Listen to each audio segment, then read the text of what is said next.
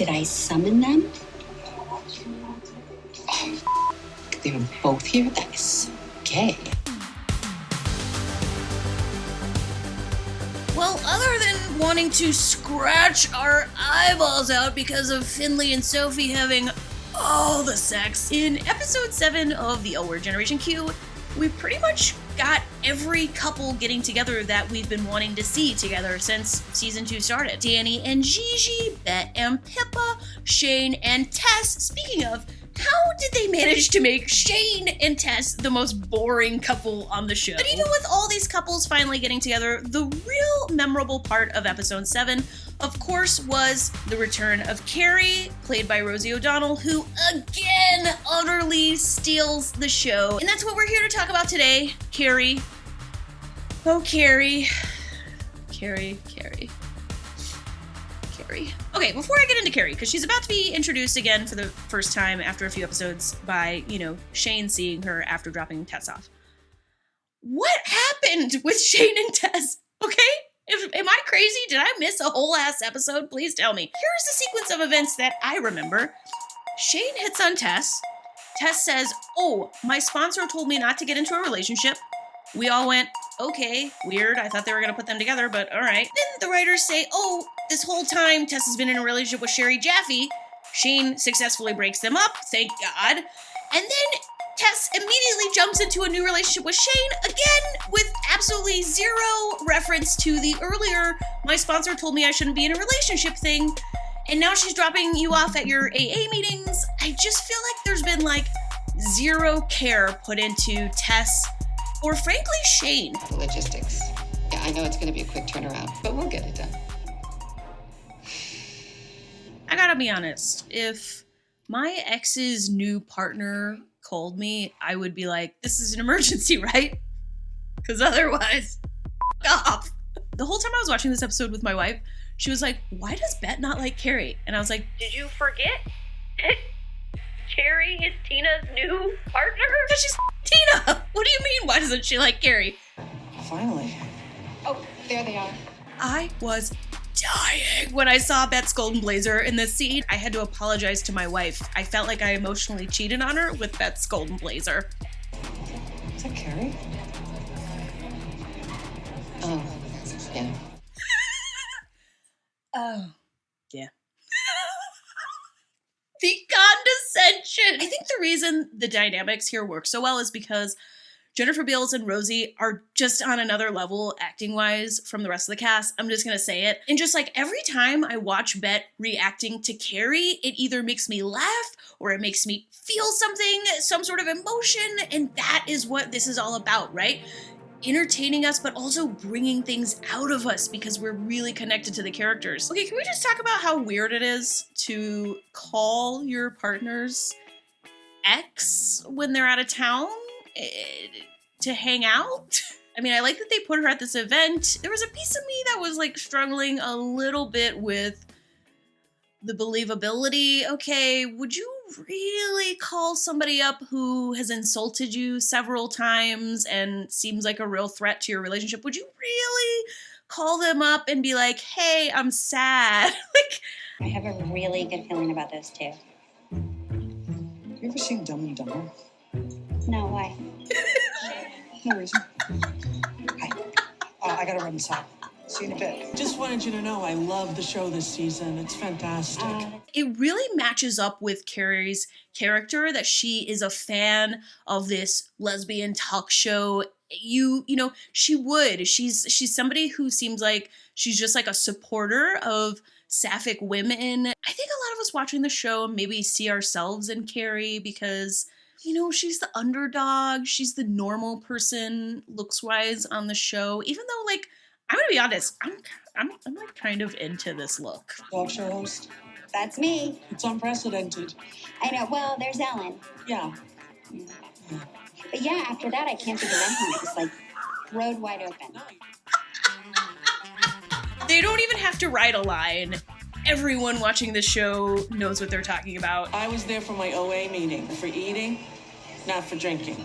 I saw some speculation online that people thought Carrie was lying about going into an Overeaters Anonymous meeting and that she was actually going to an Alcoholics Anonymous meeting and she just wanted to hide it from everyone. I don't really agree with that line of thinking, only because the show took so much time to build Carrie up as a super genuine character who has, almost the inability to lie or to be dishonest to a fault, which is why she comes off kind of like a little kid being bullied at the playground in some of these scenes. So I totally believed her when she said, "Oh, I'm in Overeaters Anonymous." And I looked at the episode as kind of like how a lot of us sometimes when we know our relationship is, you ever realize something's over and you just get real drunk? Like, that's how I viewed this. Life, it's gotta be booze or food. It's not gonna be sex,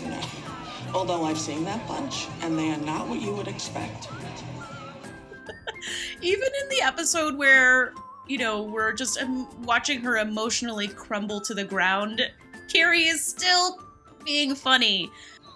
If she got to know me, I think she would really like me. To me, this is showcasing one of Carrie's flaws, I think, which is Carrie is always trying to see the best in people, and she's always trying to see the best in every situation she gets in.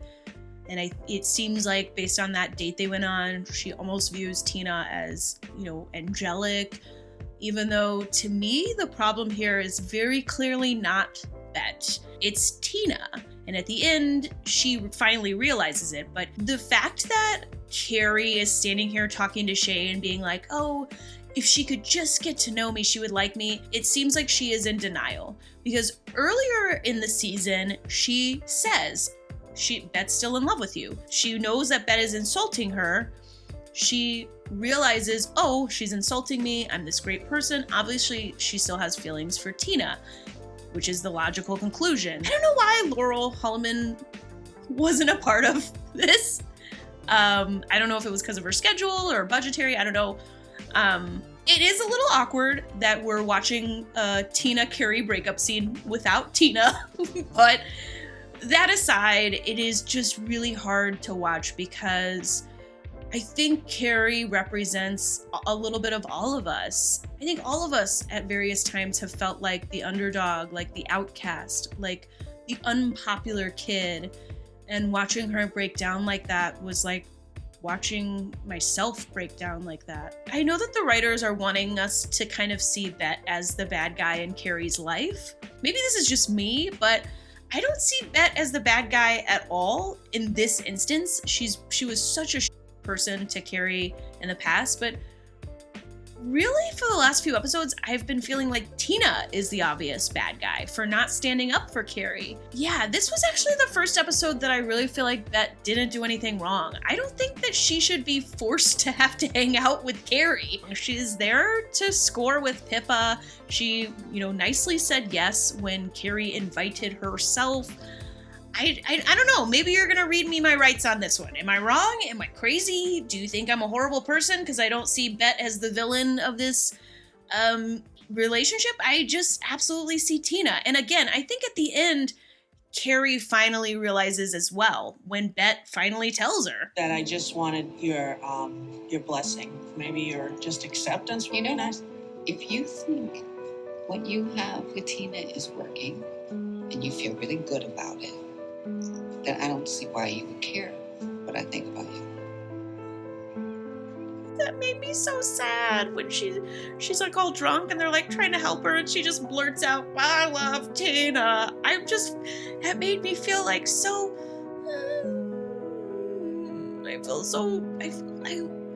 I almost feel like Tina doesn't deserve Carrie. It's like almost like you're the one being hurt as an audience member. It's just incredible the amount of empathy that I feel for this character right now.